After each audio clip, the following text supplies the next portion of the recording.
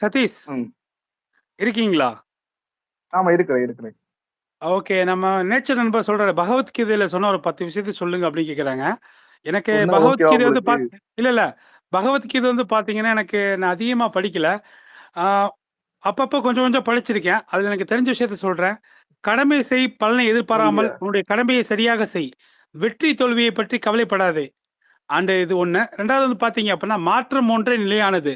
இந்த உலகில் எல்லாமே மாறிக்கொண்டே இருக்கும். இன்று உன்னுடையது, நாளை வேறொருடையது. நாளை மறுநாள் அது ம். மற்றொருடையதாகும். ஆன்மா அழிவற்றது. உடல் அழியலாம். ஆனால் ஆன்மா அழிவற்றது. அதற்கு பிறப்பு இல்லை, இறப்பும் இல்லை."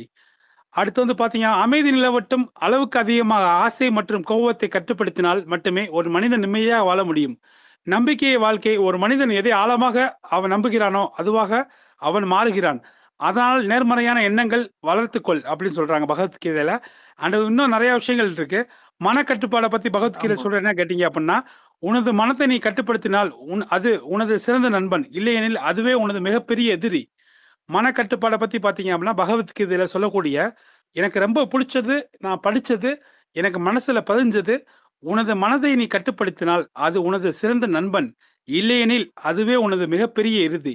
அடுத்து வந்து பார்த்தீங்க, "இன்பம் வரும்போது துள்ளி குதிக்காமலும், துன்பம் வரும்போது சோர்ந்து போகாமலும், 2யும் சமமாக பாவிக்க பழகு." அப்படின்னு பகவத்கீதையில சொல்றாங்க. அடுத்து வந்து பார்த்தீங்க அப்படின்னா, "எதற்கும் பயப்படாதே. பயம் உன்னுடையதாக திறமையை அழித்துவிடும். எதையும் எதிர்கொள்ளும் தைரியத்தை வளர்த்துக்கொள்."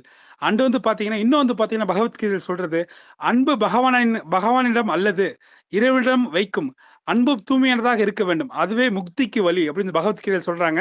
அடுத்த சரணாகதியில சொல்றத பார்த்தீங்கன்னா, அதே பகவத்கீதையில, "உன் பாரதத்தை இறைவனிடம் ஒப்படைத்து விடு. நீ செய்ய வேண்டியதை செய்த பிறகு, மீதியை அவன் பார்த்துக் கொள்வான் என்ற நம்பிக்கையுடன் இரு." நீங்க கேட்ட நன்று. பகவத்கீதையில இல்ல முதல் சதீஷ் இல்ல ஒரு முதல் நிமிஷம்.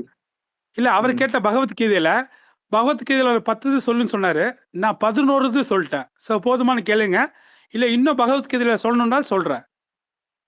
அவர்தான் சொல்லிட்டாரு.